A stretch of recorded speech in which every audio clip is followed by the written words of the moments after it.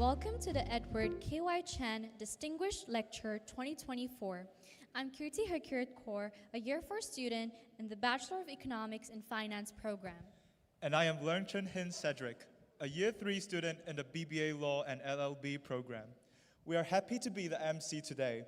We are delighted to have Professor Hau Lee, Thoma Professor Emeritus of Operations, Information and Technology, Graduate School of Business, Stanford University, to share with us his valuable insights.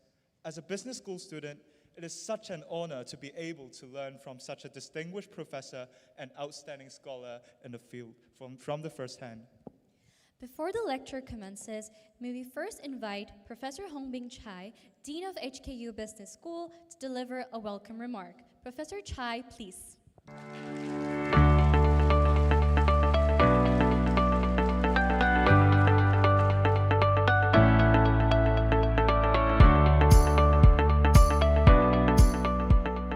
Professor Edward, Professor Lee, members of the Edward Chen Distinguished Lecture Series Executive Committee, distinguished guests, colleagues, students, alum, friends, ladies and gentlemen, good afternoon. It's such a pleasure and honor to welcome you all to this annual signature event of Hong Kong U Faculty Business Economics. What a crowd, remarkable crowd, and incredible vibe. This event, I think, celebrates Hong Kong U's proud tradition of excellency in business economics education. Founded here, right here in 1911, Hong Kong U introduced its first economic subject in 1940. And Professor Edward Chen, as a long-serving faculty member who has made incredible contribution to the advancement of business economic education at Hong Kong U. And thanks to his dedication, nurturing, incredible talent working with students and developing leaders and other faculty members as well, Hong Kong U has proudly produced many finest leaders across business, government, academia, other sectors of the society.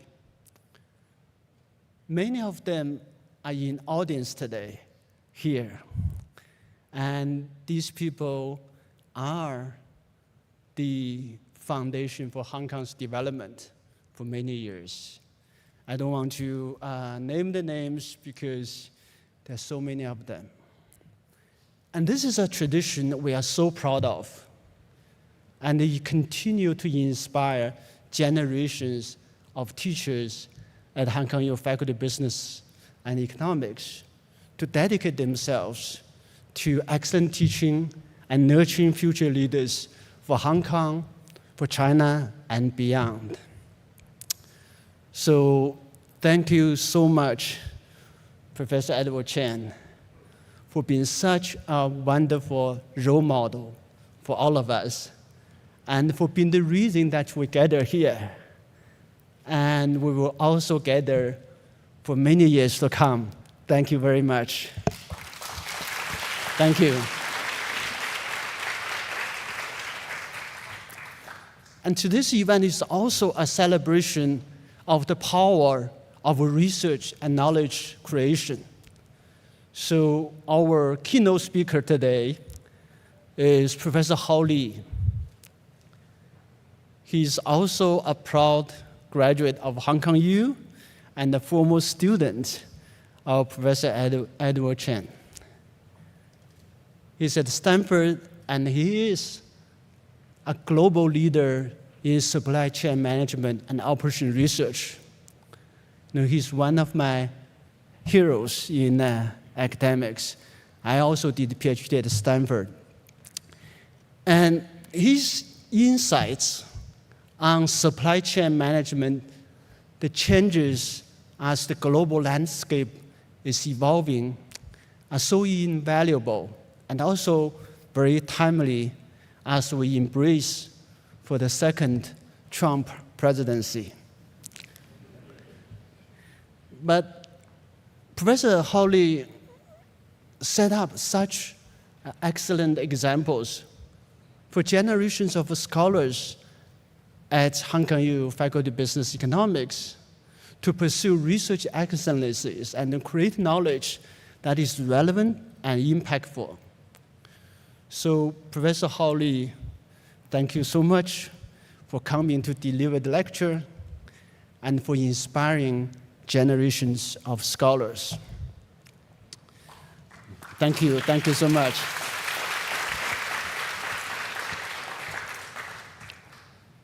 No, I think finally, today's event is also a celebration of unity. We seem to be living in a time that's marked by divisions, from globalization to deglobalization, from G2 to US-China decoupling. And for many societies, I think including our own, it seems to be gets more increasingly divided over time. And the recent US presidential election, I think, is a very prominent example for divided society. And this also, unfortunately, goes for communities and universities. We have our own share of tension and division. I think for Hong Kong U, as a vibrant academic community, diverse perspective, different views, respectful disagreements are also normal and healthy. But prolonged divisions, tensions may hinder progress. So I truly appreciate the executive committee of this event and the colleagues, other colleagues at the faculty who have put tremendous efforts in organizing these wonderful events, which bring all of us together to share ideas and then to learn from each other and then to strengthen our community.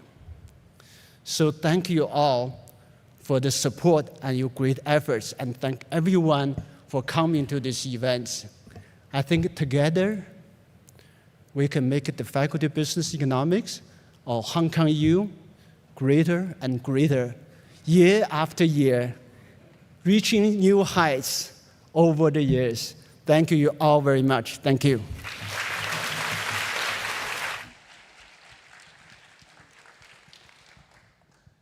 Thank you, Professor Tai. Please be seated. May we now invite Professor Frederick Ma, Honorary Professor of HKU Business School, to introduce our speaker today. Professor Ma, please.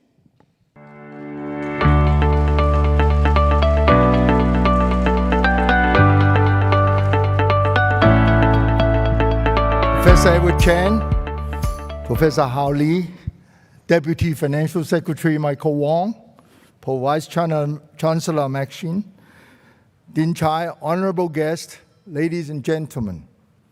Since the inception of the Edward Chen Distinguished Lecture in 2007, actually, we have had a total of 20 distinguished speakers.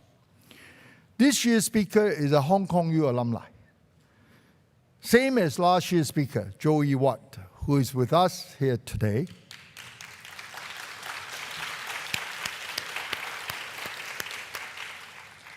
And he is also a student of Professor Edward Chen.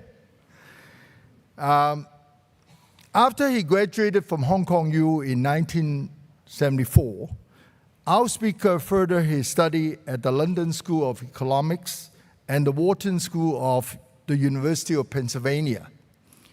He then went to the Stanford University and became the Thoma Professor of Operations, Information and Technology Emeritus at Stanford.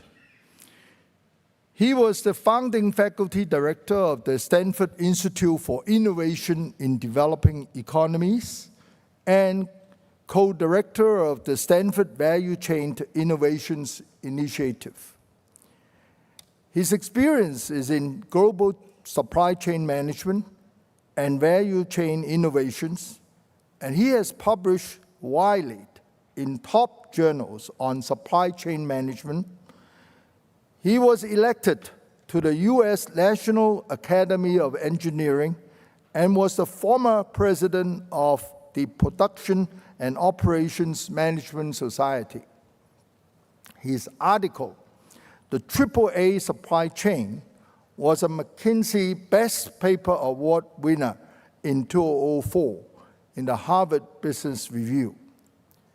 His co-authored a paper in 1997, Information Distortion in a Supply Chain, The Bullwhip Effect, was voted one of the 10 most influential papers in the history of management science.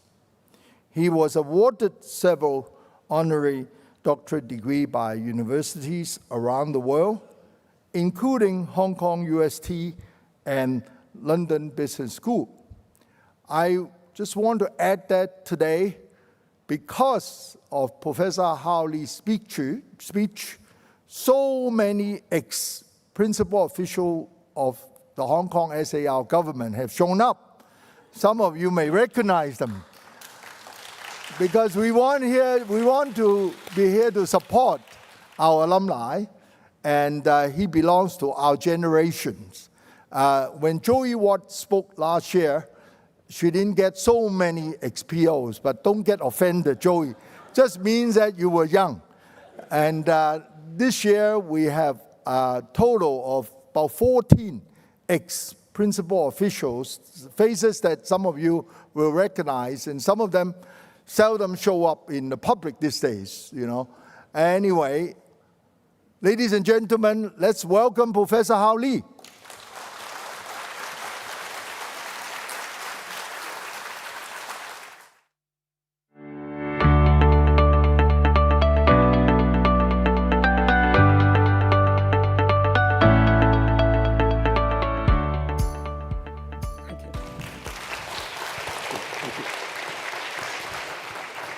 My great pleasure to be back on campus at Hong Kong U, and Professor Chen and Mrs. Chen, so grateful because of you that so many of your disciples are here, and I'm one of them. I'm very proud of that. Thank you, thank you. So today, I want to share with you the topic about navigations and navigating a very difficult time, especially of the election, but in fact, it happened way before the election, and for several years that the whole world's global supply chain has been upside down.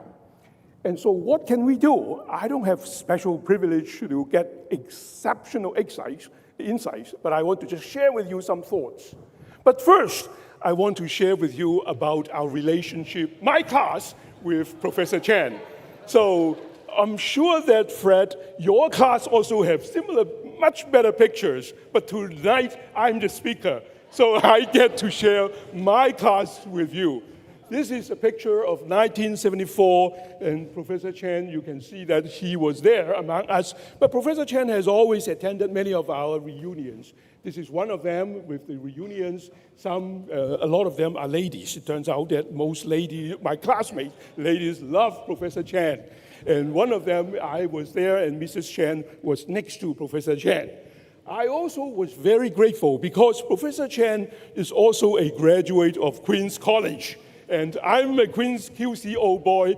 This was a picture of my class. My class has 4 QCO boys, and we were able to have a picture with Professor Chen together. Very proud alumni. And last year at Loke Hall, I was very fortunate because I, and together with my classmate Anthony, met Professor Chen. So these are all the pictures to show you that Professor Chen has quite an impact to many of my classmates, including myself. In the last years, I think we all recognize that the supply chain has been broken. It started with COVID-19 and then continuing with many of the frictions that we saw. So there have been many press that says the supply chain is broken. What can we do? It's a broken supply chain. Now, since the election is just over, let me go back to a number of years ago when President Clinton was running for presidency, and there was a famous quote that he made at the election campaign. He says that it's the economy stupid. Yeah, and it turns out because of the supply chain problems, a few years ago, you can see people say, it's the supply chain stupid. It's the supply chain stupid. It's the supply chain stupid. It's the value chain stupid. And in fact, as Fred Ma introduced that, I wrote an article on the bullwhip effect about the distortion of information in the supply chain. I was delighted to hear somebody said, is the bullwhip stupid? So, okay, yeah. So I feel satisfied with the fact that I was the one who did the bullwhip. And there were many, many people who started saying, let's control the bullwhip. The bullwhip is difficult. The bullwhip is what paralyzed our supply chain. So let's do, how can we manage the bullwhip? And I'll say more about the bullwhip. But in fact, bullwhip is critical in managing a supply chain well. China, as a government, is not waiting. And so China also recognized, despite the geopolitical frictions, China must also take a leadership position in establishing the global supply chain. So last year, exactly last year, 1 year, China started the Global Supply Chain Expo, which was really one of the pioneering kind of event and milestone to say, let's garner business executives, public sector professors, and so on, to try to look at the supply chain. Now, I have to say, former President Biden also did not want to be left alone, and he also started a supply chain council. So in the US, there is a supply chain council that also recognized that supply chain is so important to the livelihood and the business well-being that we have to do something. This is an interesting chart because besides geopolitical frictions and COVID-19, in fact, there were many, many disruptions that has occurred. This is a chart by Gartner. Gartner, the think tank, they created this chart. But I immediately says that they were wrong in one area. You can see what's wrong. Because they said trade war would be ended by 2019. They were completely wrong. The trade war continued with almost the same with President Biden, and I think it would continue to be trade war. The consultants are very good. The consultant says, look, perfect. When there is a disruption, we will rise to come up with solutions. And so BCG and Deloitte, Accenture, McKinsey, everyone has their solution. And they also started saying, well, the problem with supply chain problem is because of just in time. So we should move from just in time to just in case. What is just in case? I always wonder. What is that? Just in case means that you have a solution for every possibility. That's a very stupid solution because it's too expensive. It would lead to redundancy, wastage, and so on. People like the term, just in case. Just in case sounds good. McKinsey came up with a report in 2021 that says that I think the best way to run supply chain is to do just in time plus. What is just in time plus? Just in time plus just in case. You know, consultants are never wrong because we ask them, should it be A and should it be B? They always say, both. I think, yeah. Is it yes or no? Yes and no. So that really is not a good sound. So I want to share with you how we should do things perhaps slightly better. There is also recently, in the last few years, talk about regionalization, that I think globalization is dead. We should have globalization. We should develop global supply chain, and most few years, there's something called China plus one. I think many of us have heard about China plus one. China plus one means that we cannot leave China. Everyone is fearful the trade frictions that we have to leave China, but we cannot because China is so powerful as a factory of the world. And so we have to do China plus one, meaning we keep China, and then we have the other potential sourcing, manufacturing. What should that one be? So Vietnam, Mexico, Cambodia, India, and so on. Of course, the Indian says that it should be us. Yeah, India says that we should be the China plus one. We should be India plus one, maybe, yeah. So, but China plus one is a popular term. But most recently, I have heard others saying that it should not be one. Why should it be one? It should be 2 additional factories outside China. So now there's somebody called China plus 10. Okay, well, very ambitious, right? It's not just China plus 2 or 3. Let's go by 10. I think even 10 is not a good solution. My friend Victor Fung says that it should be China plus N. Because N can be anything. Yeah, N can be anything. So what should it be? I think really. So to me, I want to share 3 thoughts with you tonight. 3 thoughts that perhaps there could be opportunities for China and Greater China and Hong Kong. The first one is, I think, yes, we should start thinking about China plus one, because even the Chinese Chinese companies are doing China plus one, because China is also not easy to manufacture with the rising labor costs and regulations, and they also recognize of the trade frictions. So we also want to have perhaps manufacturing outside of China as well. So the Chinese entrepreneurs are also pursuing. So we should be China plus one or China plus N. I want to give you some thoughts about that. The second one is that with China plus one and the continuation of that kind of a direction, the supply chain is more complex than before. It's not simpler. It's actually more complex because you could have raw materials coming from Pakistan for cotton or from India, and then you can do the weaving and spinning and so on in China, and then the final assembly could be in Sri Lanka, could be Africa, could be Vietnam, and then you ship to the other markets. So the supply chain is no longer everything made in China internally. So it's a more complex supply chain. How do we manage a more complex supply chain? Because when the supply chain has multiplicity, multiple places, it would lead to the bullwhip effect. So I would tell that, which is my signature, so bullwhip effect. And the third one is when we have supply chain extension, we better make sure that the supply chain would not be potentially vulnerable to social responsibility, environmental responsibility, integrity issues. So we must preserve the integrity of the supply chain. So the first one, redesigning the China plus one N. To me, I think there are 2 concepts that we must master well. First is that we must recognize that every location has personalities, just like we humans. Humans has personality. Am I a type A person? Am I a type B person? Yeah, so what is type A? But type A and type B or multiple other types are fit to do certain things well. And so you have to design your supply chain to fit the personalities. Second is that when we talk about supply chain, it should not be just manufacturing. We must recognize that innovation and design is part of the supply chain. So don't forget the innovation and supply chain part. So here's an example of my 2 types of personalities in manufacturing. Suppose we have type A and type B. Type A could be very flexible. Type A could be responsive with strong engineering capabilities. So that could be China. Actually, China is now type A. Or it could be America if you reshore to American manufacturing, to Germany. Type B would be lower cost, but less flexible, less responsive, and longer lead time with less engineering support.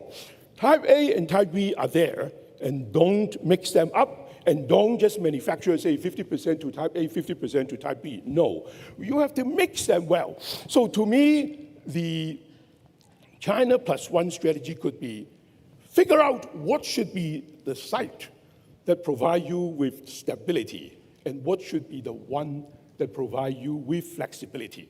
And it could be flexibility in volume, it could be in terms of product types, or it could be in terms of the time. So whether you are launching the product when things are more nervous and things are more uncertain. So in the introduction phase, you may use type A with more engineering support and flexibility. And type B used for mature state. And the end of life, when things are uncertain, you may go back to type A. The other one is to chop up the supply chain, where there are certain stages that you use type A and certain stages that you use type B. So this is what I thought is important for us. Whenever we talk about China plus one, China plus two, make sure we understand the personalities of the various locations and then fit your product profile and manufacturing strategy with the personalities. Second, I think manufacturing is only part of the supply chain. We should not forget the importance of innovation and design. And this is an article written, a report written 10 years ago by McKinsey. And I was making fun of them, they're just in place, but they sometimes do good work too. And so this article talked about the power of the ecosystem. And they use Shenzhen as an example. And it says that in Shenzhen, within a driving radius of 2 hours, you can have thousands of electrical and aero manufacturing with material suppliers. And because of that, companies that know how to leverage the ecosystem can increase their innovation power. So the prototype time and the prototyping cost can be drastically reduced than if you don't rely on the ecosystem. So ecosystem, supply chain, enable you to innovate faster and design faster. TSMC, which is a company that I spent much time in studying and also writing cases and researching about, is of course these days one of the darlings of the semiconductor industry. TSMC Taiwan Semiconductor Manufacturing Corporations. And their growth was amazing. So most people associate TSMC as excellent manufacturing company. It's true, they're very good in manufacturing, but the other power, which we should not overlook, is their innovation power. Now, they don't make chips themselves. They don't have the end product. They are manufacturing. They're contract manufacturer for NVIDIA, for Qualcomm, for Texas Instruments. But their ability is to use the ecosystem to help their customers to accelerate their innovation and design. And the way they did that is to create a platform.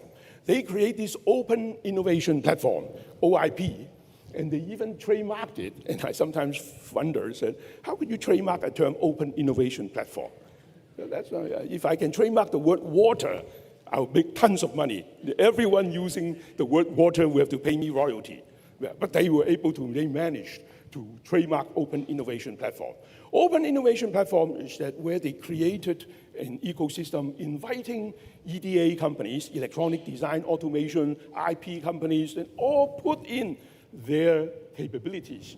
And the customer, which could be Microsoft, which could be Google, can come in to use it. And then they pay royalty.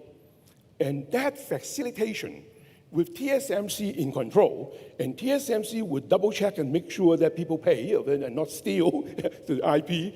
And second is that they are compatible with TSMC manufacturing so that you can make sure that, okay, it can be manufactured in TSMC with high yield and so on.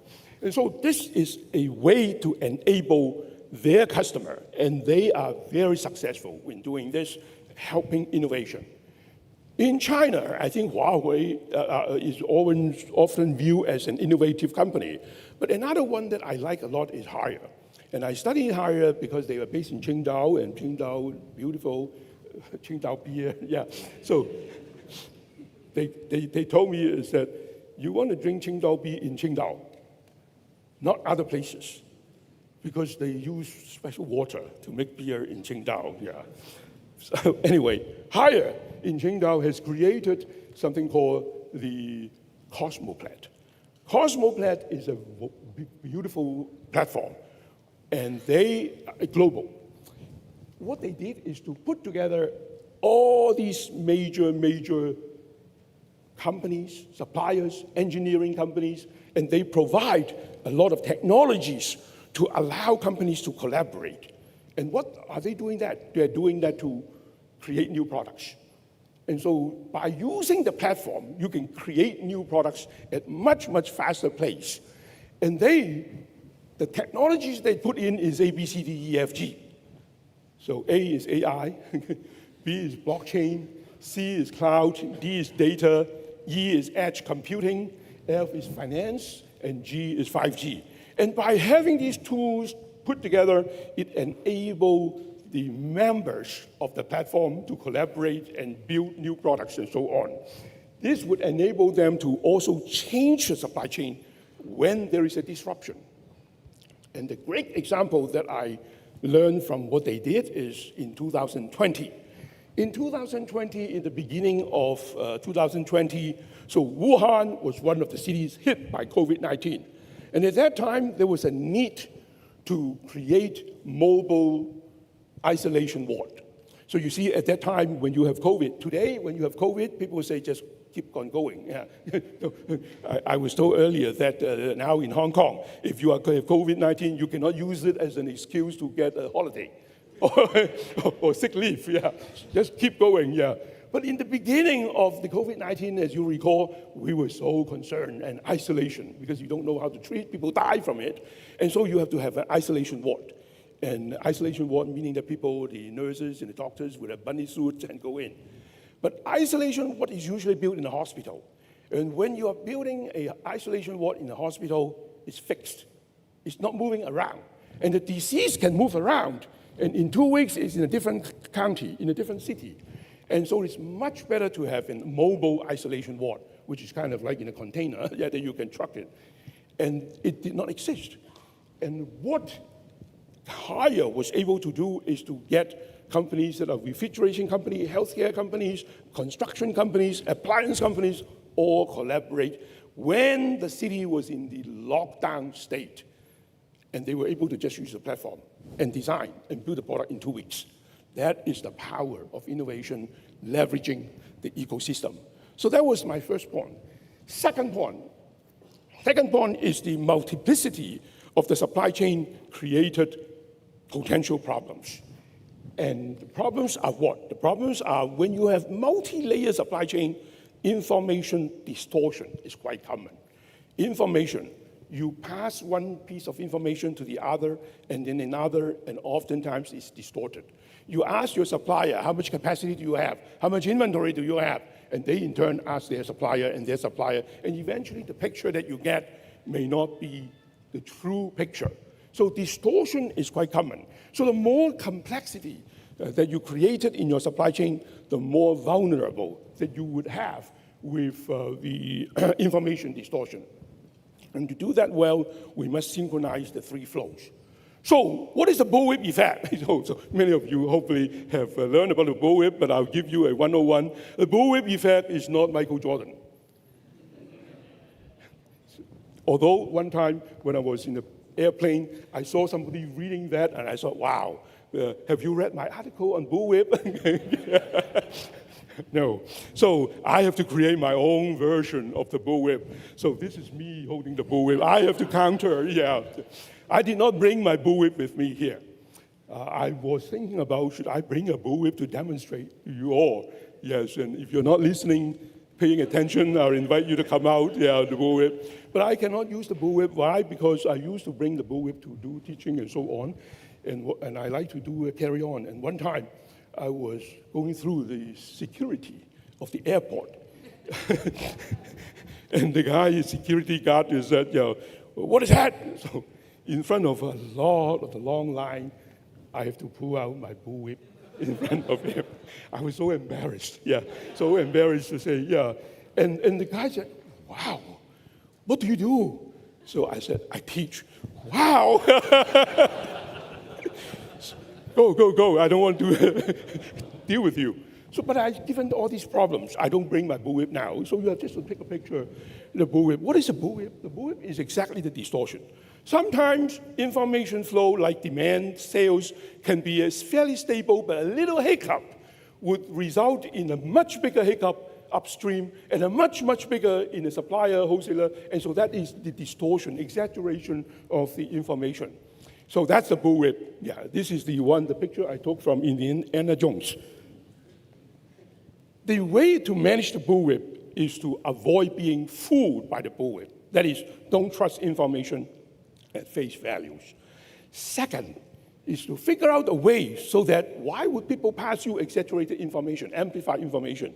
It's because of mistrust. It's because they think that maybe I want to game the system. Maybe there are certain incentives. So I think we have to figure out a way to reduce that.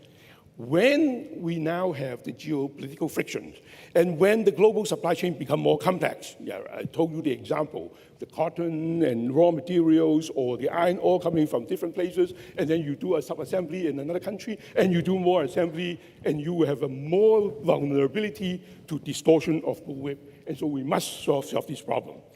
A good friend of mine, Charlie Fine, who is at the MIT, another very good school in the East Coast, just almost as good as Stanford.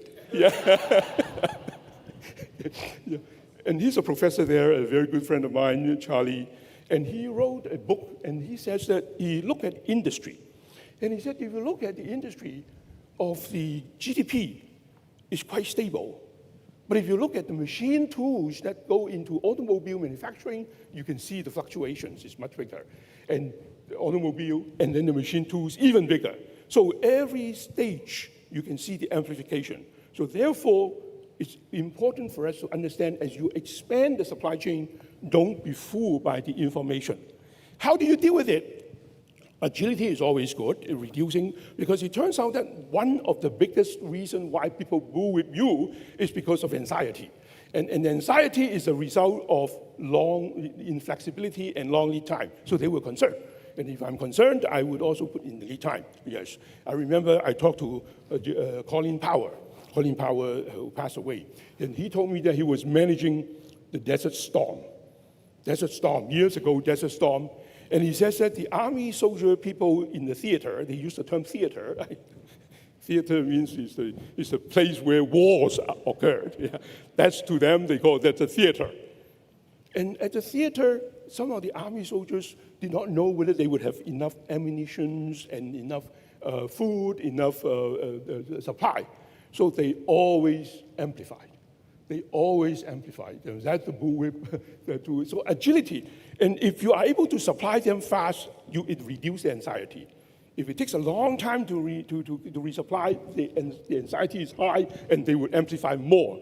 Second is I think that the way to deal with the bullwhip is more information sharing. So people don't have to worry so much, answer so much, and amplify and distort the information. So sharing information, but sharing is not enough. I think ultimately you have to coordinate. This is a picture I took from TSMC. And TSMC picture, well, it's a very complex picture. I don't want you to look at the whole thing. I just want to look at the circle. Judged demand. And semiconductor is liable to bullwhip too. As you know, semiconductor sometimes shortages, and everybody put in triple the order, quadruple the order. And so TSMC said, we don't trust the information coming in from our customers. We have to modify, revise using AI to analyze, and then they call it judged demand. We judge what exactly is going on. So you need to do that. Lynn Toro, a friend of mine, he's the chief supply chain officer of Google, and she said that, let me mobilize companies to share information. And she called that true demand. So there's an initiative going on, but Infineon in Europe is also doing the same thing. They also created a consortium to share information. And as you can see, both of them are high-tech industries. And high-tech has the worst bullwhip in the last few years. Much, much worse. The White House has also created an initiative. And now, of course, I think you will ask me the question is that will it continue, this initiative? I think this will, because this one is not political. The idea is to say, hey, the US was paralyzed a few years ago by port problems. The waiting line is longer and longer and so on. So the White House created something called FLOW. FLOW stands for Freight Logistics Optimization Works, and I was on that advisory board to try to provide information about the different ports. Why don't we have how many ships are waiting to be on the booth? What is the loading? What is the capacity in Los Angeles, in Long Beach, in New Orleans, in New Jersey, in Seattle? Because that would help the shippers to coordinate and change their routing. If one port is heavily congested, we can go to other places. And so this is purely a visibility platform. But as I said, information sharing is not sufficient. You need to have coordination. So coordination requires somebody has to coordinate. I manage information, and then I tell you, you're too fast, you're too slow. And so kind of a coordinated method. It's kind of like a coach. So there is a term called control tower. So control tower is similar to the airport. So somebody has to play the role of a control tower.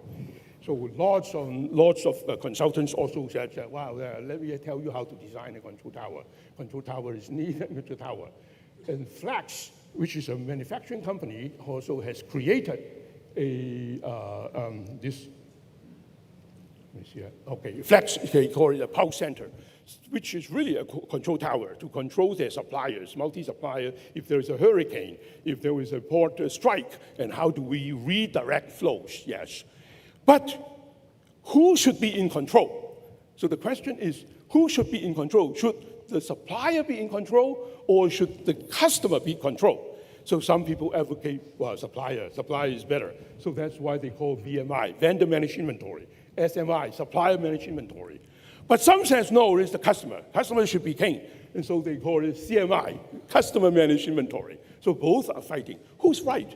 Should it be SMI and should it be CMI? And I have learned from McKinsey, I said both are right. So it turns out that I found examples in both cases. There are cases where the customers control, and there are cases where the supplier control.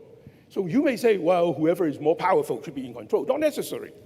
You can see Walmart and Procter & Gamble, both are very powerful, but Walmart let P&G be in control. HP and Canon, both are powerful, and Canon lets HP to be in control. So this is definitely not because of power. It is really because of who is in the better position to make that decision. Who has more information? Who has more benefits? And so we do it there. So that became research. And my recent research is to explain which setting should be the customer doing control tower and which setting should be the supplier doing control tower. In fact, I expanded that. I expanded to say that we should also not just who is control, we should answer the questions of who's and where and how should control the inventory. Whose means who should own that inventory? Where is the control tower placed? And how do you replenish, how do you make those decisions? And of all those decisions, I always told my students, the most important is how, because how is important.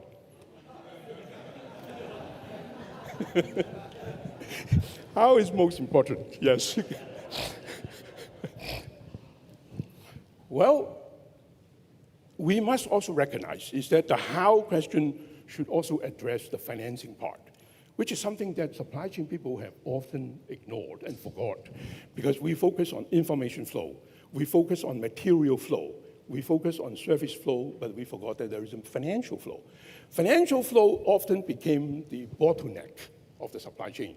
And in recent times, the problem is trade financing. Think about if companies want to expand their global supply chain. Instead of all manufacturing in China, they say, oh, let's have some factory in Sri Lanka, some in Pakistan, some in Africa, some in Costa Rica. They're not giant companies in Costa Rica. You have to work with medium-sized companies. And the medium-sized company may not be as easy to get trade financing. And so if they cannot get trade financing, they become the bottleneck. So the financial flow becomes the bottleneck.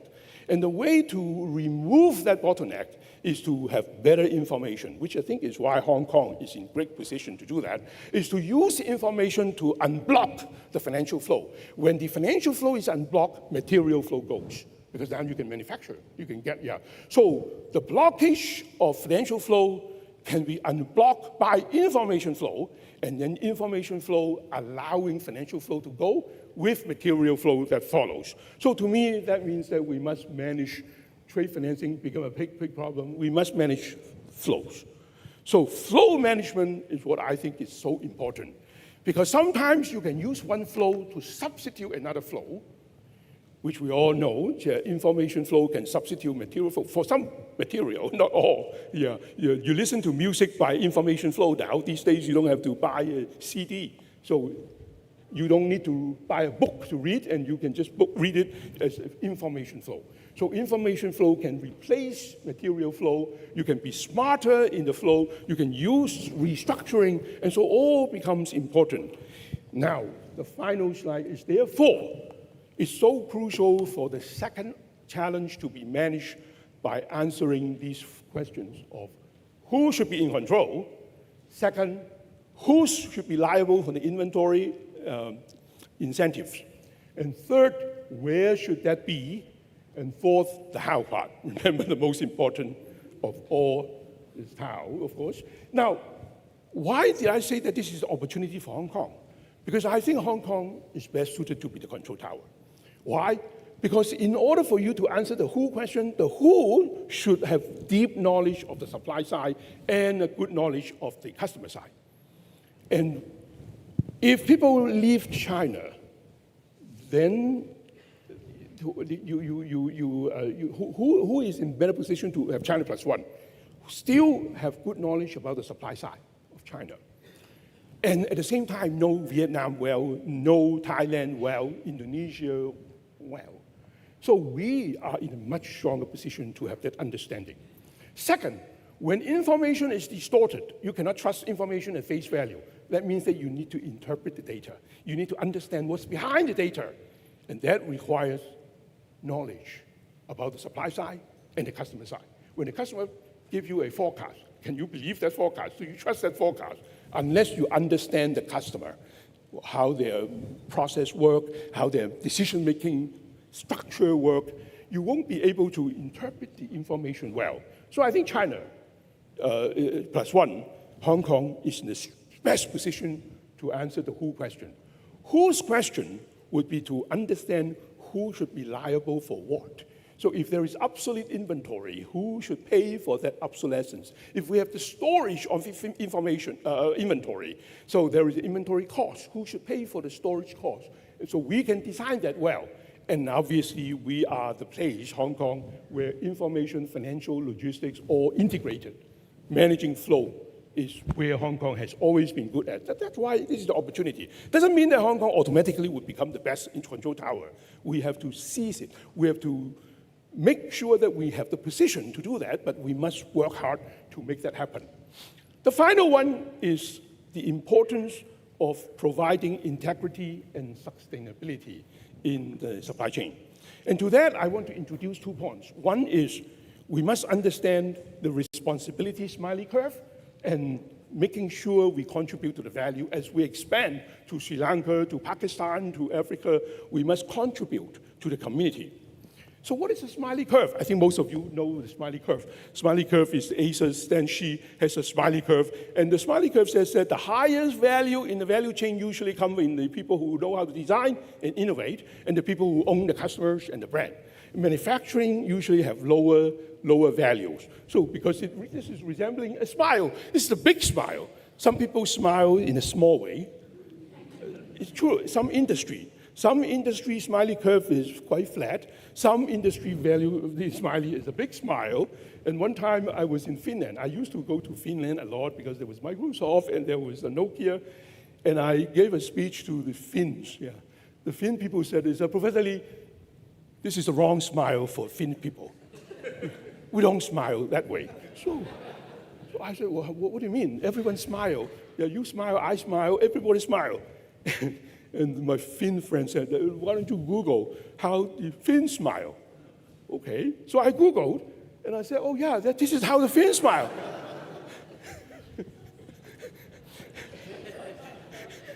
When they're happy, when they're angry, when they are excited, it's the same. There is no smiley curve in Finland, so that's why if you go to Finland, don't use smiley curve. Use a different curve. So this is the Stan Shi ACES smiley curve. But I have come up with my responsibility smiley curve. The responsibility smiley curve is to use the same framework of smiley curve applied to sustainability and responsibility.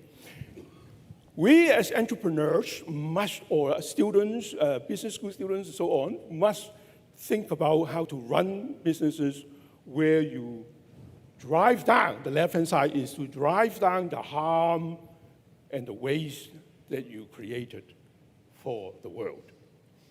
Less harm means less pollution. Less harm, less injury of the workers. Less harm means that there will be less wastage. But then once you have mastered that, you have to think about the right-hand side of the smiley curve is to increase values, positive value to the community. And that is my responsibility, smiley curve. And I think, I'm hoping that the Finns will start smiling because of that. Say, oh yeah, I agree with you, this is important. Let's all smile. Okay. Margie is here, so I want to use an example from SQL, because I think I have collected data from SQL, and over the years, if you look at the water consumption and the energy consumption for making shirts, so Margie's company is one of the best, I think, cotton shirt company in the world. I think I'm wearing I'm wearing your shirt. Yeah. Yeah, it's very comfortable. It's a very good shirt. And the reduction of energy used in making shirts and the water use is reducing harm. Because if you use more water, you waste water, but you also have to clean up the water afterwards, so there's pollution potential, so that's it. But at the same time, Margie's company was trying to increase the values created for the workers. So the wages over time, this is the data from the factory in China, is continuously rising above the required standard in China, way above. What is the next challenge, Margie told me, is to make sure that people earn the wage without having to do OT, overtime. Now that would be closing the gap between the first two lines, and that's admirable. So the previous chart is the left-hand side of the smiley curve, and this chart is the right-hand side of the smiley curve. So no wonder Margie is smiling all the time. Thank you. Yeah. How can we ensure that we don't have any harm? Technology is a good solution. So this is one of NGO that started to track factories. Now, track factories by asking workers to submit data to the brand owners. And one of the people that I know, and actually is Margie introduced me to, is a fellow by the name of Margin in China. And he was considered to be one of the most creative people in business. And he won the Goldman Environmental Prize, which most people thought of that as the Nobel Prize in Environment. And he won it, and what did he do? He didn't invent new packaging. He was just trying to put information of all the pollution and problem factories in China on a platform, in a website, so you can check. Because with checking, you can improve. With checking, you can isolate problems. And both governments and manufacturers use it, and so it's important. So my colleague at Stanford did a study about how HP, the study HP is, how can HP manage the multiple tiers of suppliers? It's very hard. How can you monitor, right? The best way is to change the mindset of your supplier. Because if the suppliers agree with you with the same value and culture, they in turn would monitor and educate and convince their supplier. So you don't have to do anything with the third tier, fourth tier. Make sure that the second tier, your first tier supplier is not doing it just because you are at their back. They do it because they internalize it, and they have the cultural understanding. In fact, that was a question that I asked Zoe. I remember in Guilin, and she exactly described this is the way that she manages her suppliers. But the positive side is that we must create jobs and create values in the community. So I looked at, this is actually the Belt and Road Initiative written in 2015. And it was a big document, so, and I'm telling you, I read every single word. No, I was just scanning. Is there a word about entrepreneurship? Because and it turns out that in the Belt and Road document, big document, the President Xi said, it talked about the importance that when we do the Belt and Road, it's not just about logistics, it's not just about financing and so on. It is also about encouraging entrepreneurial activities along the Belt and Road, because that would be a way to improve the economy there and stimulate innovation, help alleviate poverty. I work with a company called Mountain Hazelnut, and they are in Bhutan. And Bhutan is also a poor country. Bhutan has a lot of unemployment problems. So this entrepreneur went to Bhutan and tried to grow hazelnut. And hazelnut is a very, very difficult to grow crop. We all love hazelnut, but there's not enough hazelnut farms in the world. Most of them are grown in Turkey.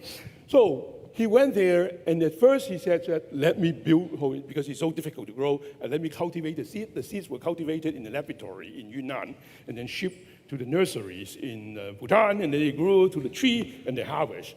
But this cannot scale. This is too difficult to scale. So instead, he started to give the baby tree to the farmers, and the farmers to grow. But the farmers refuse to take it. The farmer says, I've never grown this crop. I don't know how to grow. I'm very concerned. And the government also did not like it. The government says that, I don't want you to cut down the trees to grow hazelnut. Deforestation is bad. And there are some people who says that, look, this is outside foreign power coming in to exploit. We're a developing country. So it's no good. So what he did is to create a business model, first using cell phone to teach the farmers to grow, give them instructions. This is the time to do more fertilization. This is the time to do irrigation, and help the farmers. And second is that you teach the farmers to grow not by cutting trees, but by restoring trees. In fact, there were some land vegetations that have been barren. You grow hazelnut there. And he promised 15% of the revenue going back to the community. So I think that's positive values. These are some pictures of the barren land to grow hazelnut. This is a cell tower that they use to provide information about weather to the farmers. This is a farmer taking picture of it's like a doctor, taking picture of the tree and send it to mountain hazelnut, and they help the diagnosis and say, hey, your tree is sick, or your tree needs trimming, and so on.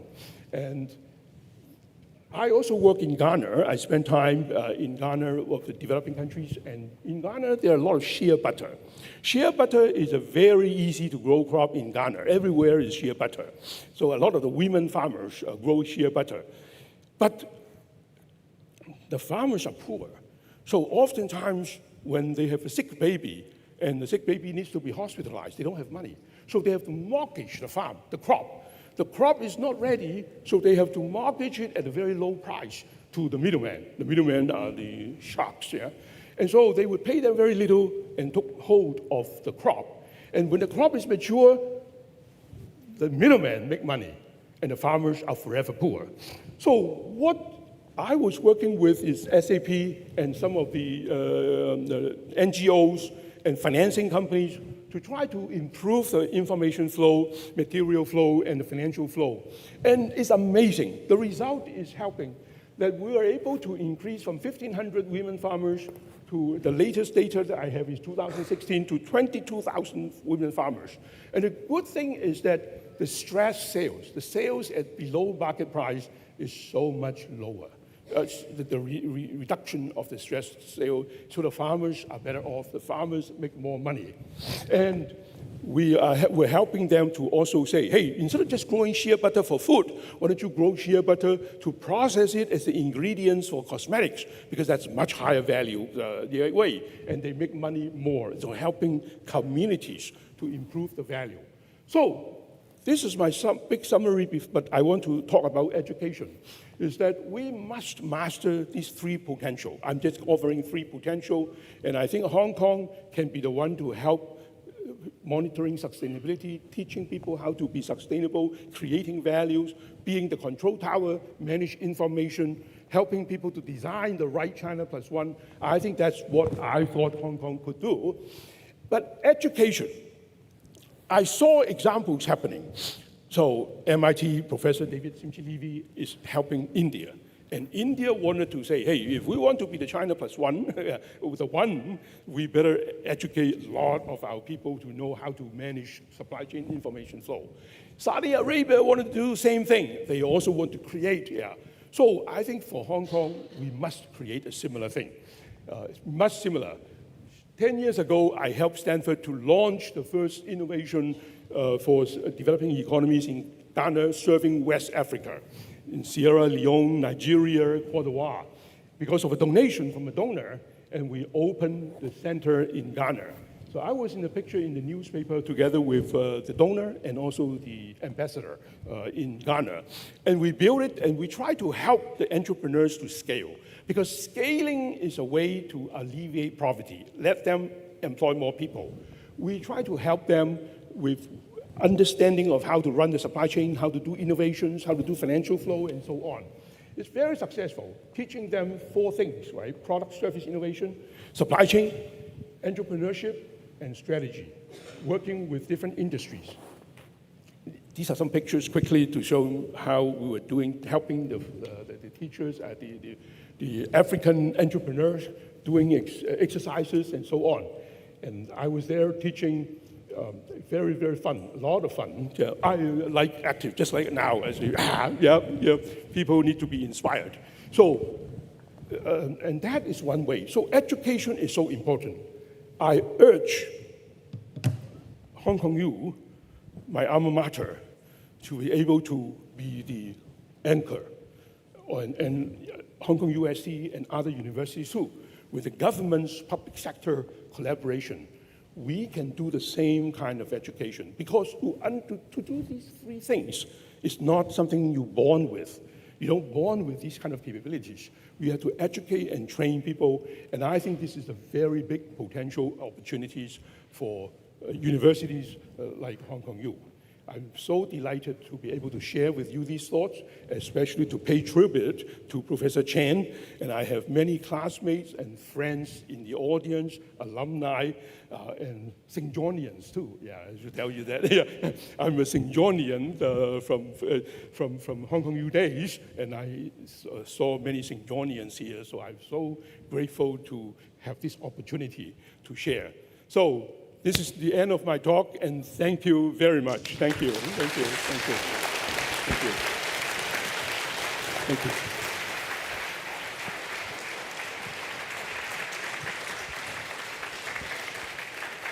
Thank you, Professor Lee, for the insightful sharing. Please stay and be seated on stage. We will now move on to the panel discussion. May we first invite the moderator, Ms. Ma Zhuoyang, Chairman of SKL Group, to proceed to the stage.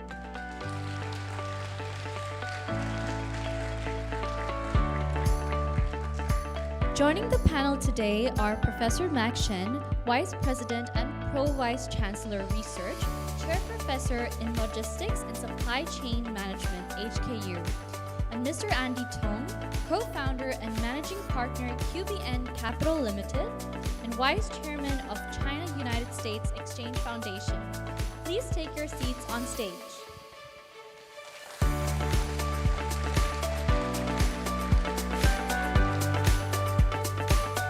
We will now pass the floor to Ms. Yang. Ms. Yang, please.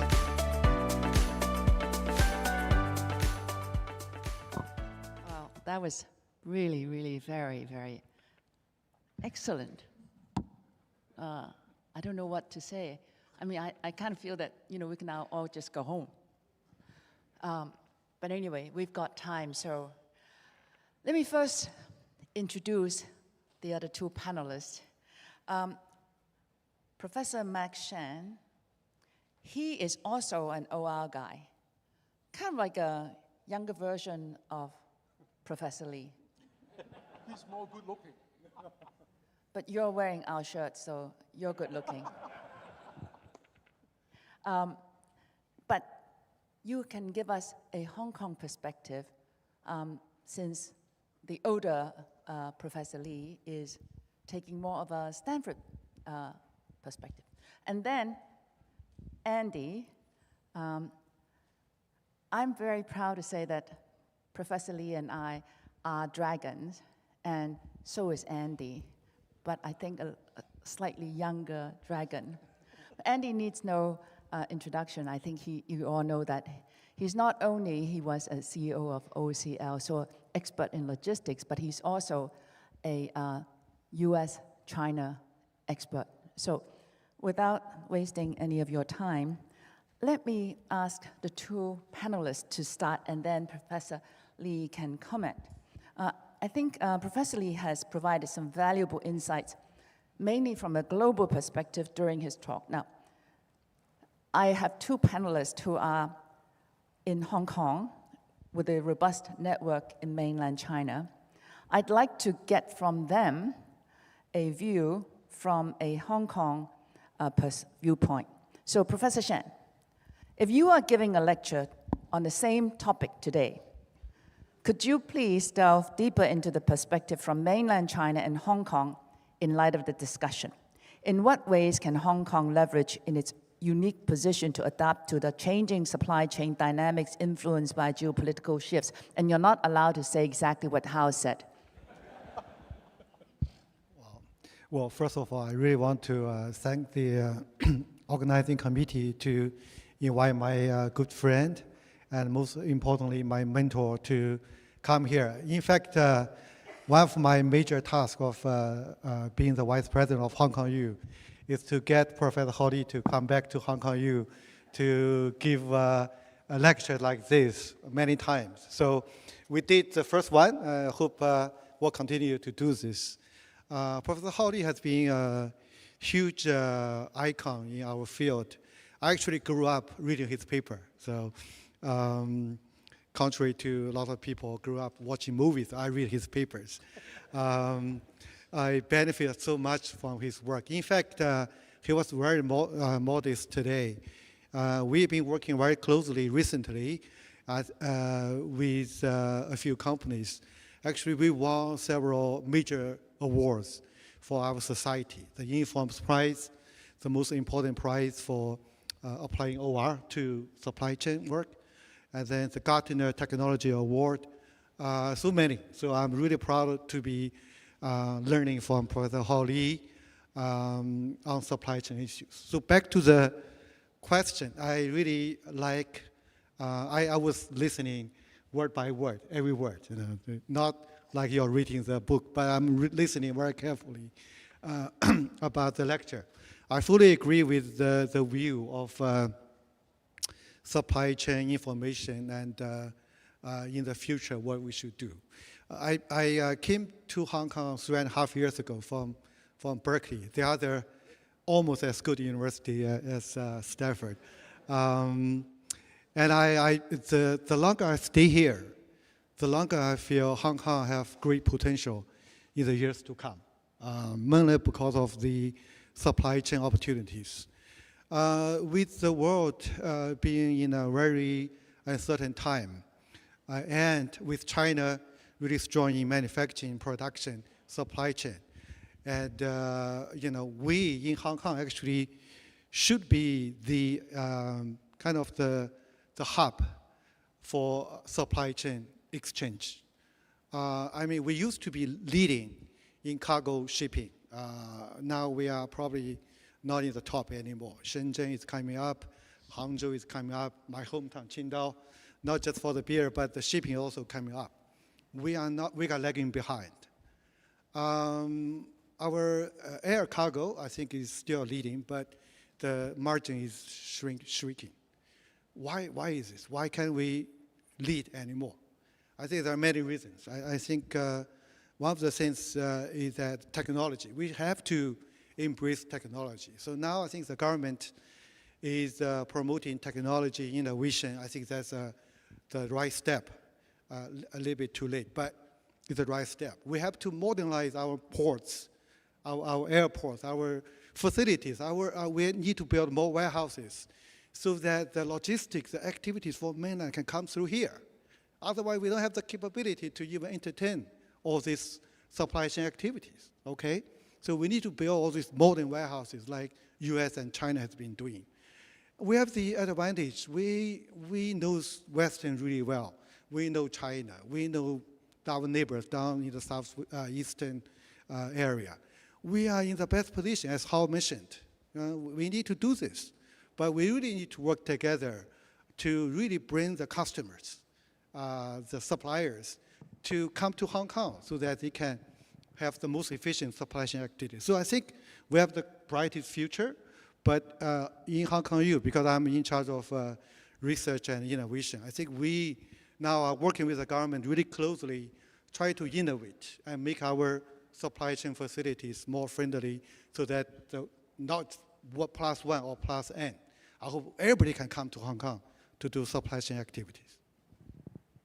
Okay.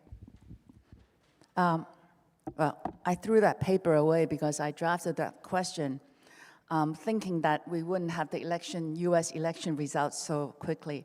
But obviously, we now know that Donald Trump is the next US president. And so I guess we're in a doghouse. He's already said, finished. China, 60% duty on everything. So I guess that's finished. Hong Kong is finished, right? So put on your US-China expert hat and tell us, should we just all go home? Forget about the supply chain. Donald has just told us, end of business for Hong Kong and China. Okay, thank you, Margie, and thank you, organizers, for this opportunity to join this event. Before I answer your question, I just want to say, the last time I saw Margie, and this time I saw Margie, she said to me, she looked at my shirt and said that, you have to buy my shirt, So. You're in the doghouse. So I'm a slow learner. I will definitely do it by the time you see me the next time.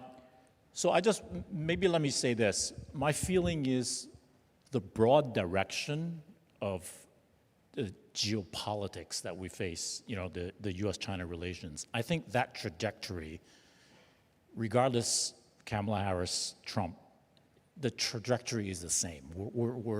It's going to be a very difficult relationship for a long time to come. I don't think that's going to change. So I think from that perspective, you can say maybe not so different. On the other hand, I do feel like Trump's approach will be more, for example, heavy tariff driven, whereas you saw Biden and maybe Kamala might have done the same thing, maybe a little bit more, let's subsidize our home industries, et cetera. So maybe, and maybe take a little bit less abrasive approach, if you would. But then again, also, I think Trump may be a little more transaction-minded. And so I'm guessing, compared to what Kamala Harris might have done, maybe more multilateral trade approach, Trump might take a more bilateral relationship, bilateral approach and do that kind of negotiation. So I think it's very unclear, but I think businesses ought to think about preparing themselves for a worst case scenario, for a very kind of harsh, potentially a very harsh treatment, high tariffs, and really moving away from, I think the Europeans tried to say, hey, we're not decoupling, we are de-risking. I think Trump is, no, we're decoupling. So I think probably that's the kind of mindset that businesses should probably carry. Well, maybe I should introduce myself. So I'm Margie Yang. I'm chairman of SCAL, which is a company that has been hit by the trade war pretty heavily. No, Professor Lee was on my board from 2001 to 2022. During this time, he taught us a lot about how to build a AAA supply chain. Now, I must tell you also, Charlie Fine of MIT also taught us how lean. So it's not just Stanford that we benefited from. Anyway, you see that smiley curve? We are climbing the smiley curve. We learned a lot from Sensei Lee, and we are able to survive and thrive. So I think what we need to do is to really get Professor Lee and maybe the lean team from MIT to come and help build the AAA supply chain, because the only thing that is certain is uncertainty. Do we all agree that the only thing that is certain is uncertainty? And so maybe, Andy, you want to say something? Yeah, I just want to share maybe just a couple of data points. In 2016, when Trump was first elected, and then going into 2017, he very quickly talked about tariffs. I was still running our family's container shipping line at that point in time. And we did a lot of preparation. Oh, these tariffs are coming. We're going to have to adjust our service network, have the ships maybe call more Southeast Asian ports because maybe there'll be less cargo volume coming out of the mainland. And to this point that Professor Lee was talking about on the China plus N, actually, you know, we got all our plans ready, we're ready to press the button. I think we waited 2 years and we never really pressed the button because it wasn't that easy, I think, to diverse away from the mainland. I think gradually it is happening, but I think it's a long process and really, really not easy to do. I think some of that clustering effect that you talked about, that's, you know, a very, very, very, very big reason. I'm a bit removed from the company now since we sold the business a few years ago, but and now certainly I think there's more diversification. I heard from my ex-colleagues that, for example, our service going from China to Mexico now has just grown very, very fast. And I imagine some of that is because of, you know, actually the Chinese producers, you know, selling to Mexico or setting up shop in Mexico and then, you know, trying to do that, you know, in order to bypass the tariffs. So I did want to just share that data point, which I thought might be interesting. The other thing I just wanted to say is, listening to Professor Lee just talk about the control tower, it just really brings back memories of managing a container shipping business because, you know, in the supply chain and in the container shipping world, you know, we operate ships, but we have to go through container terminals, we have to use truckers, we have to use railroads. We don't own any of these guys. So everything we do has to be coordinated, and it's not just about having the information. We really had to coordinate and sort of be that control tower. So it really kind of brings back a lot of memories, but I think that the geopolitics now creates a lot of uncertainty, and how we manage this, you know, how this control tower manages, I think is really, really critical going forward. So I just wanted to add those two observations. Yeah. Tariff is not the harshest. In our case, the minute anything from Moscow reaches a US port, it's automatically stopped. Now that's harsh. And so that's why everybody has to go out and buy our shirts. Okay, let's go back to Max. You want to add something to that? You know, given the geopolitical environment, are you going to change the way you're teaching and teach your students differently from, you know, before this all happened? No, I wouldn't. I mean, knowledge is knowledge, right? So for supply chain management, I think, well, one thing we need to do is to invite Hau come back all the time to teach us. But then I think the philosophy, the basic science is the same. We need to optimize the whole system, right? So I think, I'm not sure whether many of you, but I think now there's this effort to build a central control tower in China to lower our logistic cost. You probably know that in mainland, the logistic cost is probably twice as high as the US logistic cost. So there's this effort to make us stronger, better ourselves first, so that if you do have a supply chain that is more efficient and cheaper, why wouldn't people use it? You don't have to convince Europe to come here. If you can deliver things much faster and cheaper, they will come here. So Hau and I have been working with JD.com for several years. I think anybody order from JD.com would know that you order in the morning, you got your product in the afternoon, free of charge.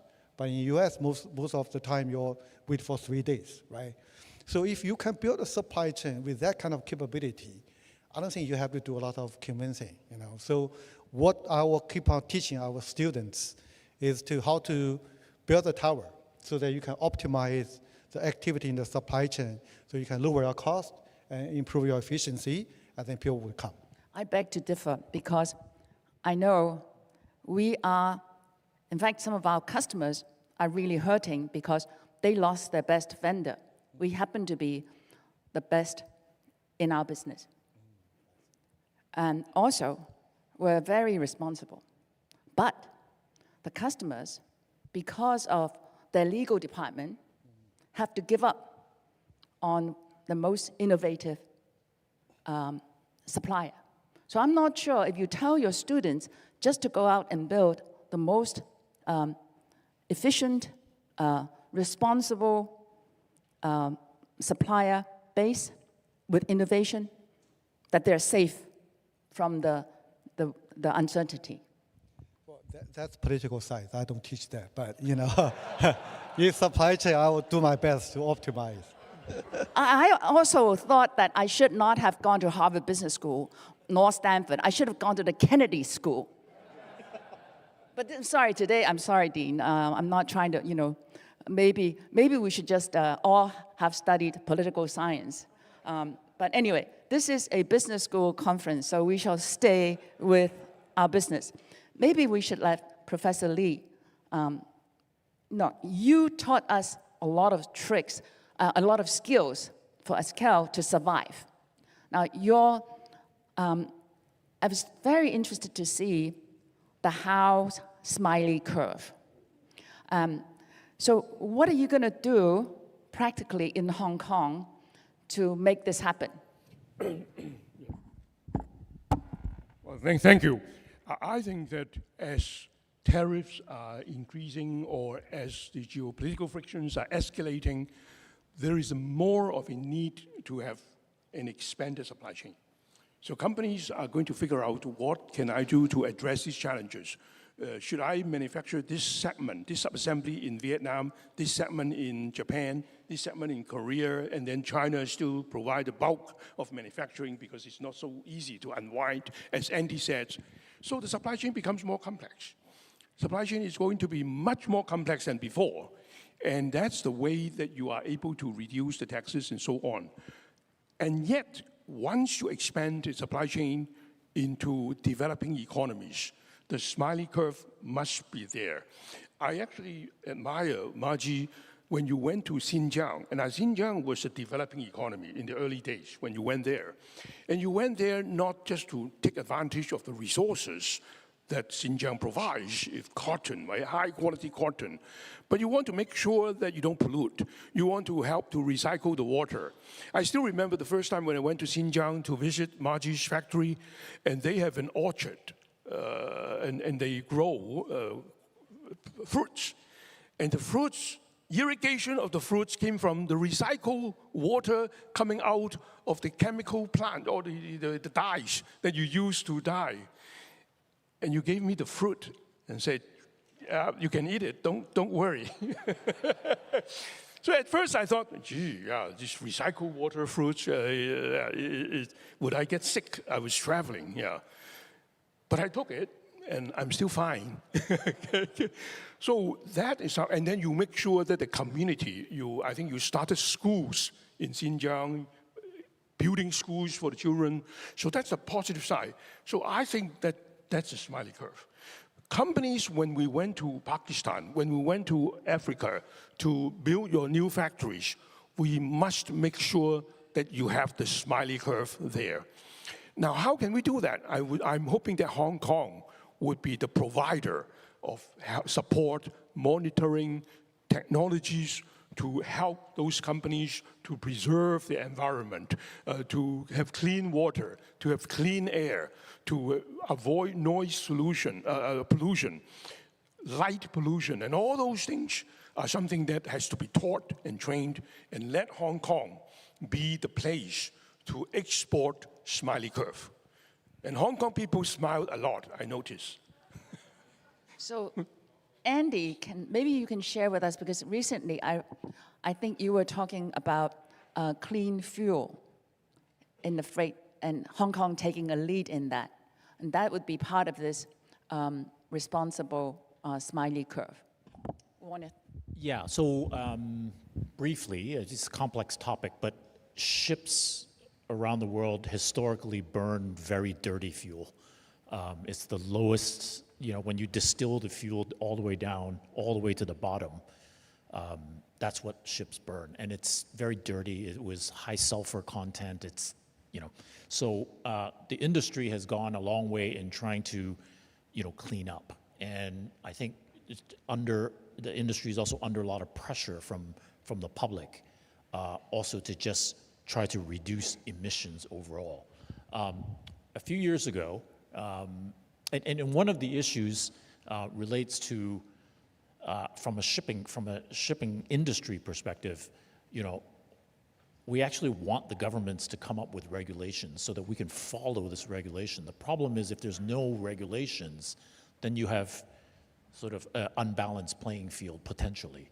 So it was an interesting exercise in Hong Kong where the shipping lines actually got together and went to the government and said, we will voluntarily use cleaner fuel. In the meantime, please come up with the legislation so that we can be properly regulated. And that project, I think, was called the Fair Winds Charter, and actually it worked out quite well, I think. And so it helped to facilitate the burning of cleaner fuel while the ships are at port in Hong Kong, which is also very important because the container port in Kwai Tung is, very close to, residential areas. And I think nowadays the industry is really more focused on trying to move into sort of alternative fuels to really address the carbon issue. That's a more difficult problem because the fuels need to be sort of developed, and it's a bit of a chicken and egg situation. No one's going to plow the money into build the plants to make this fuel when they're unsure of the demand. And the shipping lines are like, well, the fuel's not there yet, so how do I order my new ship to have the right kind of engine equipment to burn that new fuel? So I think the industry and the governments are still trying to find their way, but the pressure is definitely there, and I think everyone is trying to find a solution. So you take it to my industry, and I think Hau knows that we are very committed to CSR, and one of the challenges is standardization. Now, very often companies get audited. Different customers would have different standards. This raises the cost of reporting cost, and I think this becomes a barrier, and also it takes away resource from actually doing the work to a non-value adding task, which is auditing and reporting. Now, I'd like to see if the maybe Hong Kong you can get Hau to come back and work on this initiative. The textile industry, Hong Kong definitely has, the textile and apparel industry, Hong Kong has a leadership, global leadership. And when the Chinese companies go to move to Vietnam or other manufacturing locations, they still use Hong Kong because a lot of the banking is done in Hong Kong. So Hong Kong is a natural place to establish a standard, and maybe we could have a platform like the one that is self-disclosure. So the most efficient way, would that be something, we only have 2 minutes left, would you commit to doing this? That sounds like a research institute. If we have funding, I'm sure we'll do it.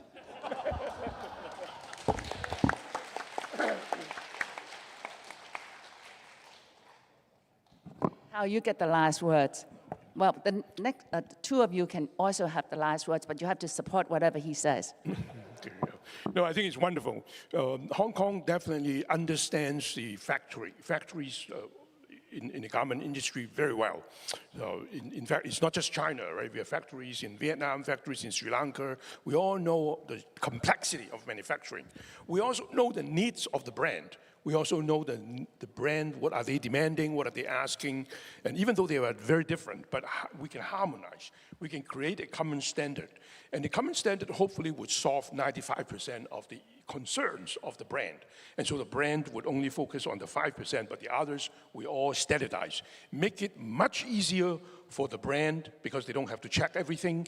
And for the factories, they don't have to spend so much time to be completely exhausted in doing all this and doing reporting and so on.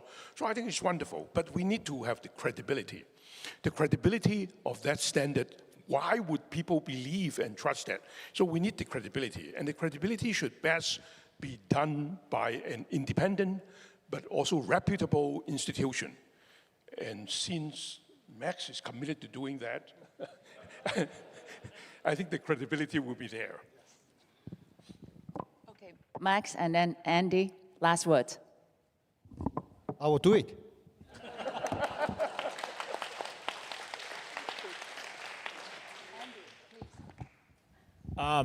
Maybe I would just echo points made by both of you that I think Hong Kong does have a very unique role, particularly I think because of the finance center. So because logistics, supply chain is about physical flows, information flow, and financial flows. And I think we are very good on the financial flows and also the information flow. And so I think maybe that's an area that we can spend time, trying to make improvements. So that's the good news. Finally, to make me happy, I would like everybody to go to my shops tomorrow to buy shirts. Thank you very much.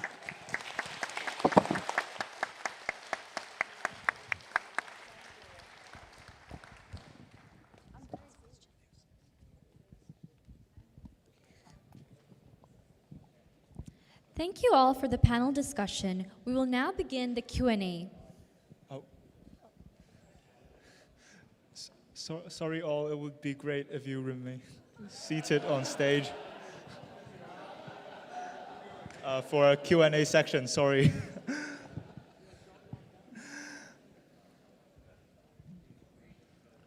So please still be seated on stage.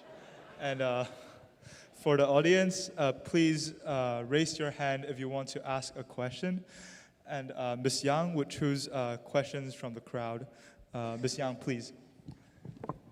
Okay. Questions? Yes. This young lady. Hi, professors. I'm the MBA student in Hong Kong U and was previously working in government related to macroeconomy and geopolitics.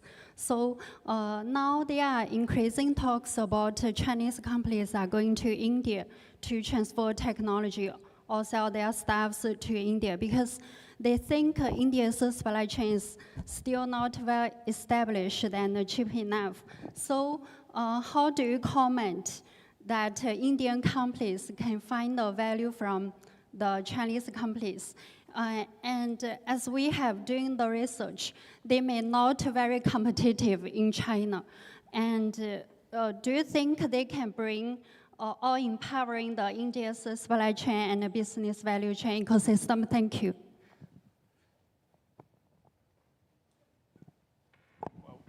Well, thank you for the question. And India is a big economy, and India can have the potential of a great China plus one with manufacturing.